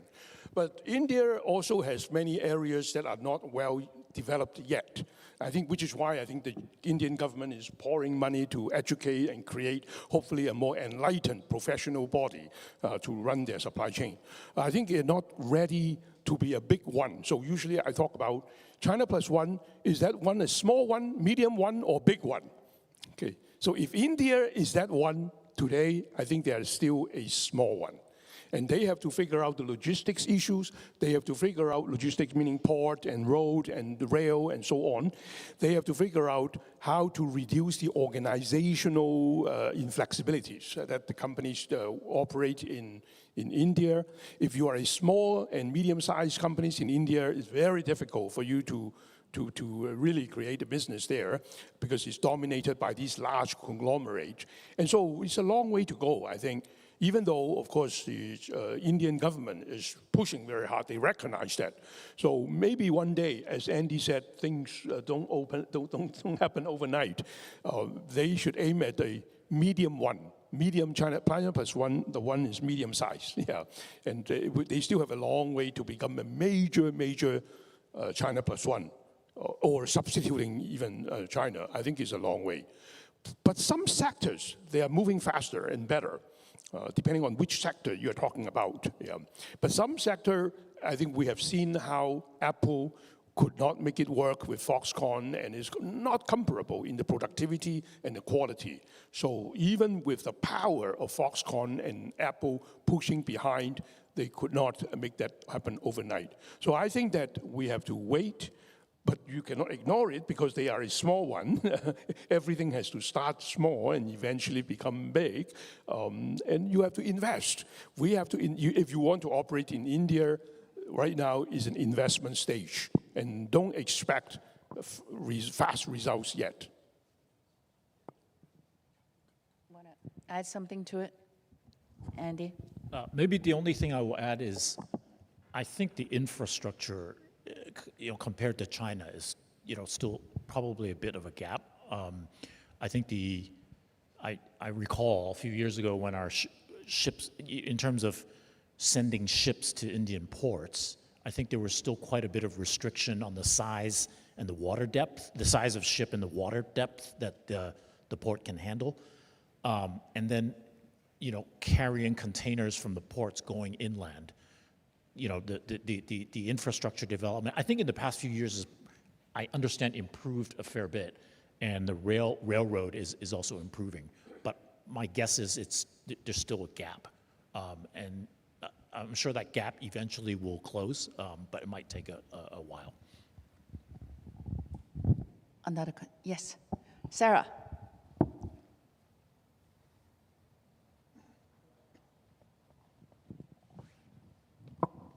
I was very impressed to hear about the education you have put in your talk about sustainability and environment. You have shown pictures of children learning about all this. Do you think the adults should really be educated? They are not doing it, but they are only paying lip service. The sustainability index, which will be the climate change target for all the developed countries and the developing countries. They will never ever reach the goal if they go on like this. But they are, all the president-elects and whoever is a politician loves this term because it won't happen until they are long gone and dead. So what do you think the education should cover? Teachers, come on, give us a solution. I thought this is for the PowerPoint, but I think this is why in Hong Kong U, we actually set up two major institutes on carbon neutrality, environment, and I think that's one of the few topics that we can actually work with Western world to hopefully reach some agreement and then do this together. Because I remember last year, Professor Steve Chu from Stanford, who won the Nobel Prize at Berkeley, but he gave a lecture about global warming and it's too late to do anything. I was quite impressed sitting down there to listen. Because as you mentioned, this is a global issue and it's coming too late. If we don't work together, if we still argue who should do this, who should cut, who should not cut, will be too late. So I think our institutes here will be working with researchers from leading universities in US, Europe, South America, India to come up with hopefully a good solution so we can all stop this. So I think, again, at Hong Kong U, we try to work at these research problems and then come up with a good solution. Thank you. Andy, want to tackle that? Okay, Hau, you want to? Sarah, thanks very much for the question. I think really education should be not try to meet some standard or avoid some issues. Ideally, is to be able to get the companies and the executives and so on to internalize and say, hey, sustainability can be beneficial to the company, can be better because I'm creating some values in the culture. That's not easy. That's a very high goal. But that would be, hopefully, when Max runs his institute and do the education, we go beyond just saying, what do you need to do to satisfy the government's regulation or some index or so on, but go way beyond that. And that would be the goal that we must aspire to. A much harder goal than satisfying, but ultimately that's what the study that I quoted about the Hewlett-Packard supplier is exactly that. The researchers found that if the supplier is only doing things to satisfy HP, then they're a good supplier, but they're not great because they may not get their suppliers to do the same thing. If the supplier internalize that and say, hey, this is something I need to do because it's good for my generations, next generations, it's good for myself, I'm saving money by doing so, their suppliers turn out to be even more sustainable similarly in some way.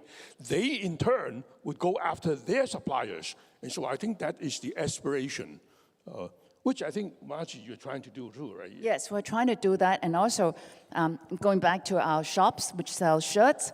So we collaborated with one of the schools in Hong Kong. And their kids, we gave them lessons on how we are producing products in more sustainable ways, and then allowed them to sell the shirts, the products, in the store. Of course, they bring their parents, they bring their grandparents. So in a way, the children we need to influence the customers, and one of the venues is influencing the next generation who are much more receptive.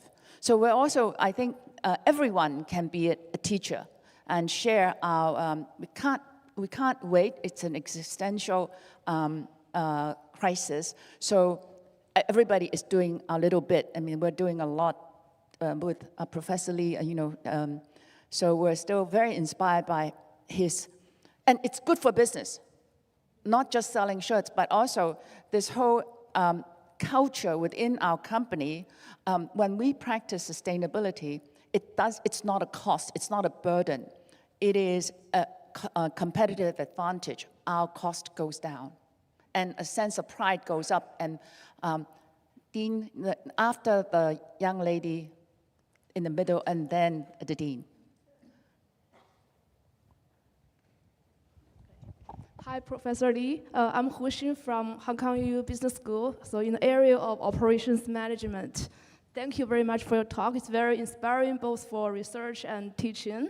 So I guess I have some new research topics now already. It seems that due to the geopolitical issues, our supply chain definitely will be restructured towards more to China plus one or China plus N, right? And you mentioned there are three important flows: information flow, material flow, and financial flow in the supply chain. And sensing this, and you bring the idea, actually the practice of the platforms built by TSMC, those companies, they bring all the supply chain players in the platform so that the information, actually those can be coordinated. But I think a challenge is, because in those supply chain platforms, those players are really decentralized. So I just was curious, could you please share more information of how do those platforms bring the players together so that they do have incentive to share and to collaborate? Thank you. Well, thank you. It's great to hear from a student. I was like you many, many years ago, I remember. And I remember coming to the Loke hall here to take exams. I never have a chance to listen to speakers, yeah. Well, how do you create a platform? Creating a platform and also enable more and more companies share, because the platform, the value of the platform is based on scale. If there are only 3 people coming to the platform is useless, right? The more of the companies participating, the more they can contribute and at different stages of the supply chain, then there will be a value. So in the beginning, I find out what Hire did is that so it means that there is a champion. You first have a champion, and the champion was Hire. So Hire brought their own suppliers and also suppliers and so on. So it created the industrial appliance platform. An industrial appliance, because Hire is the company that makes refrigerators and dishwashers, and so they immediately has a critical mass to have industrial appliances. And they used it to attract and say, hey, maybe if you are doing healthcare, also requiring construction, an appliance like, and you have to certify, and you have to have healthcare people to make sure that it meets the regulation, so they expanded the platform. And then the expansion of the platform continued to construction companies. There were actually construction companies in that platform, and they grow and grow by adjacencies, adjacency industry and so on, and eventually become today is a very powerful platform. Yes. So unless, if you want the platform to be an innovation type of a platform, you must start with something that has created a critical mass, a champion to start. It is not like simple commentary. That is easy to attract ordinary people to participate and throw in a comment. That is not the kind of platform that would be valuable for a supply chain. Yeah. For a supply chain, we must bring in engineering, innovators, design, manufacturers, suppliers, customers, wholesaler, distributor together. And the more that you can bring them in, the more are the power. But you also brought up a side question, which I thought you were going to ask too, is how can you protect the information that people are exchanging and sharing in that platform?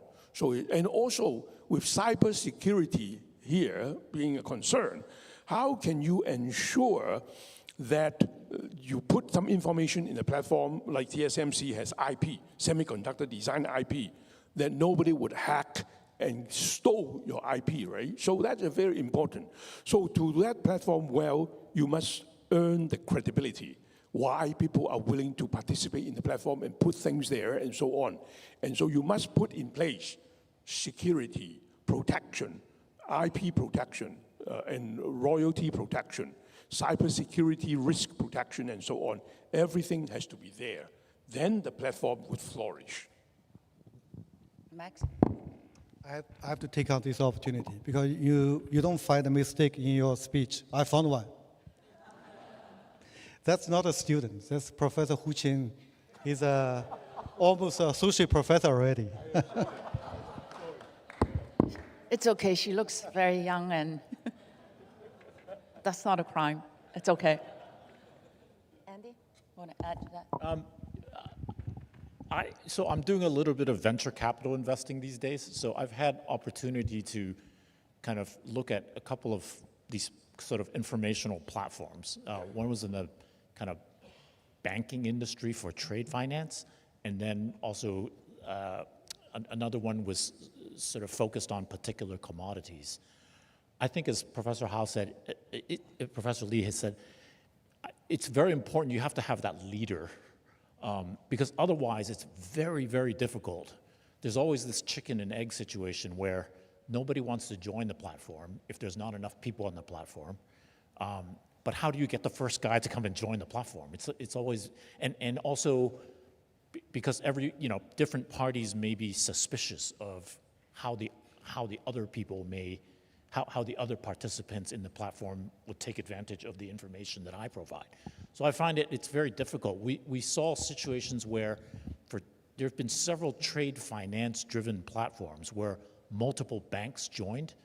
I think virtually all of these platforms have failed, every single one of them.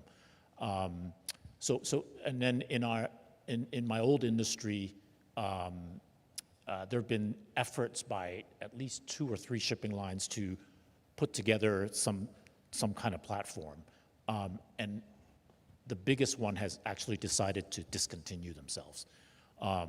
So I think it really depends on the ability of sort of a large sort of 龙头, there has to be some lead that is strong enough and powerful enough to kind of force a bunch of people to come on, with them. And with that background, then I think there's a chance for something like this to work. You've just been drafted onto the advisory board of this new platform that's going to do disclosure on sustainability development. The dean first, and then... Wow, the boys are all waking up. The men are all waking up, pardon me. Yeah, truly insightful lecture. And then I find the discussion also very interesting, even with Margie's persistent efforts in promoting her shirts. Promise we'll buy one by the end of the year. Now, I really like the concept of a control tower, and Hong Kong as a potential control tower with the information flow in the financial flow. Now, I think this is very important for Hong Kong as the Chinese companies are going overseas, right? But it doesn't seem to happening where Hong Kong take this opportunity to serve serve as the control tower, being the critical parts of the supply chain changes, Chinese companies going overseas, and then there are other sort of flows that's coming the other way. I think from your presentation, it doesn't seem like, it seems like Hong Kong has everything, and Andy also mentioned this. But what's missing, or what should we do as Hong Kong to grab this very important opportunity? Now, just give an example. Yesterday, last evening, we have another event here where we invited a Chinese entrepreneur. He has one of the largest steel plant makers in mainland China, and he built a very large one in Indonesia.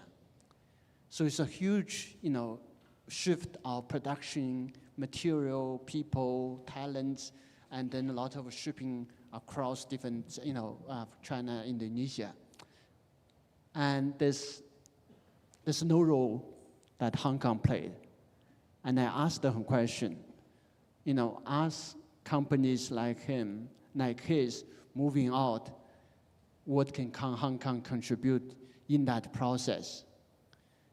And, people always will say we have talents, we have knowledge, we have information, we have finance. But how do we make it happen? Thank you. It's true. Yeah, given that there are manufacturing moving in and moving out and all kinds of going on. So the control tower concept is still the most attractive and powerful. Yeah.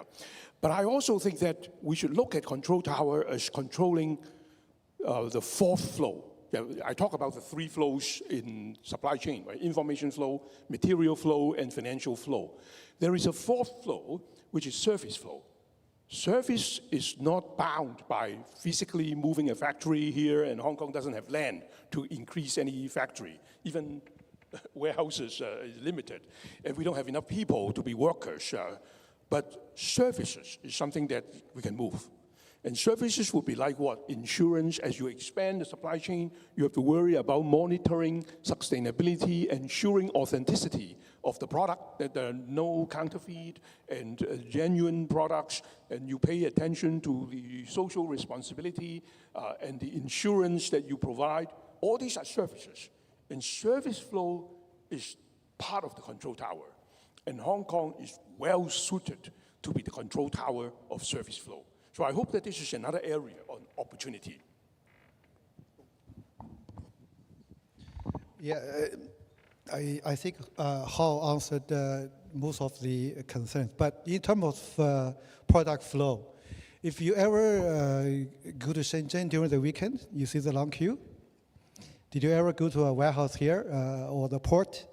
We're outdated, really. I mean, the time, if a truck coming from Shenzhen to here, just think about the time they come to Hong Kong. It's, I don't think they would like to go through our Hong Kong port, even though we might have better communication with the Western countries, the laws are aligned and all that. But going through the port and also our, infrastructure.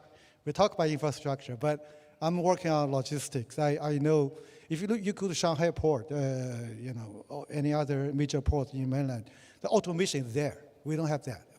I think we are lagging behind. I think we are, the government is trying everything to make the economy booming.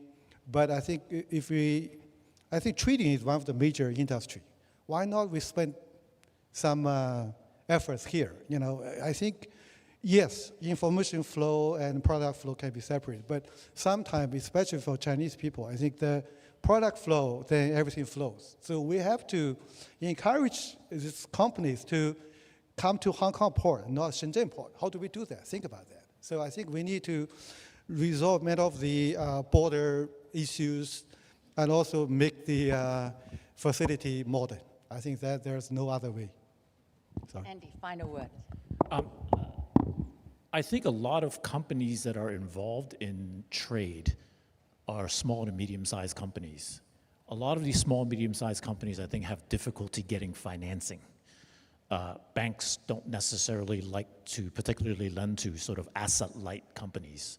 And so I think one thing that in this age of data analytics, actually I think there's a lot of opportunity to use analytics to help sort of enhance the credit assessment process for some of these small, medium-sized businesses to help them access financing. So I think Hong Kong also, just being a financial center, I think kind of offers opportunity perhaps to play a bigger role in terms of providing finance to some of the players in the ecosystem, particularly the small, medium-sized players.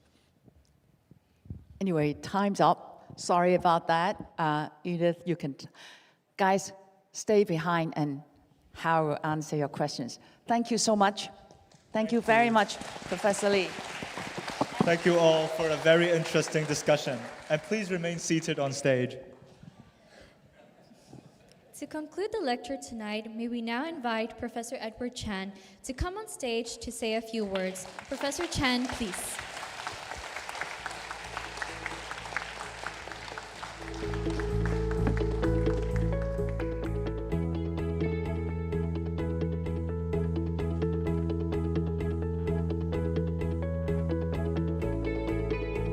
That's better. Thank you very much, Hau and the panelists. Time is running out, but I understand to earn the continuation of the lecture series, I have to give a summary and some final remarks. Well, I heard from you, Hau, three very encouraging messages. Number one, China is still here with us in the supply chain. It's not China zero, but China plus one or China plus N. Because we worry about with COVID, the disruption to China in the supply chain, and suddenly it seems China is no longer on the map. With trade war, again, a lot of trade restrictions means China is getting out of the scene of the supply chain. But the facts show it's not true. China is still very much in the global supply chain. The only difference is China plus one, China plus N, or China N1, I understand. Meaning is China going to Mexico indirectly to reach, the trading partner, and China is going to Vietnam before going to the trading partners. So this is a very encouraging first message. China is still, very much in the global supply chain. The second message, with all this complexity in the supply chain, what we call the multiplicities. As a result, you make supply chain much more complex than before. You have more layers, you have more hubs. And that creates a lot of problems, including your trademark problem. That is the bullwhip effect. Hau did not elaborate, actually, on this bullwhip effect. May I use this 1 second to say it? We all have to understand the bullwhip effect before we understand, the trademark of Professor Hau.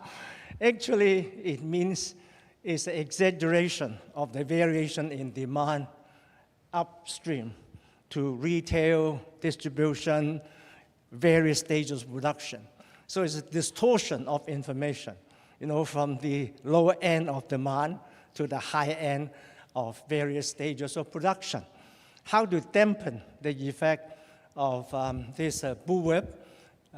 The solution would be to re-engineer, I understand from your lecture, to re-engineer the three major flows in supply chain. That is the information flow, the material and service flow, and the finance flow.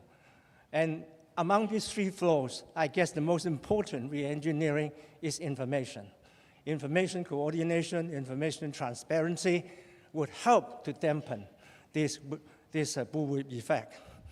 And Hong Kong, I'm very happy to hear that, and also happy from Dean Chai, possibly would be a center for this control tower, because to coordinate information, you need a control tower. And Hong Kong possibly is a place for the control power, just like a data center, just like a financial center. Hong Kong has a role to play. Our Deputy Financial Secretary is here, so I hope you heard the message. Hong Kong has new opportunities, in this information flow in the supply chain as a control tower center. It's a very encouraging remark. Thirdly, the third message I heard from Professor Hau was we should extend the supply chain to emerging economies, particularly the less developed countries in Africa. But in doing so, we have to be very mindful of sustainability. We have to be mindful of the welfare of the local workers, of the local people, and we should maybe provide them education and training. And in this, Hong Kong U has a part to play. We have the VP here, that is from Hau, and the Dean is here. So we have three very encouraging messages for China, for Hong Kong, and for Hong Kong U. Thank you very much. Thank you, Professor Chen. Please remain on stage for a souvenir presentation and some group photos. May we invite Professor Lee to receive the souvenir and take a photo with Professor Chen first. Professor Lee, please.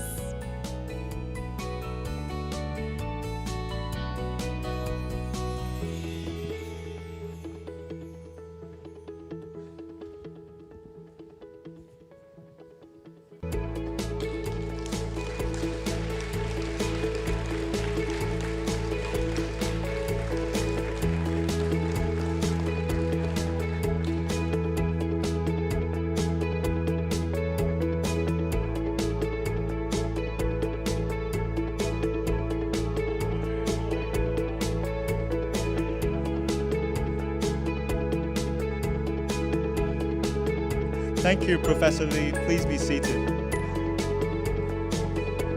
Now, let's invite our moderator and discussant to receive souvenirs. Ms. Yang and Mr. Tong, please.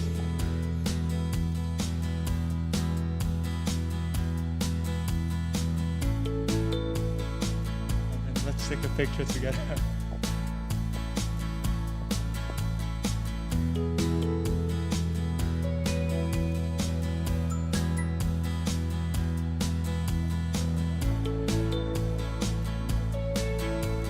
Okay, then let's take a group photo together. May all of the discussants.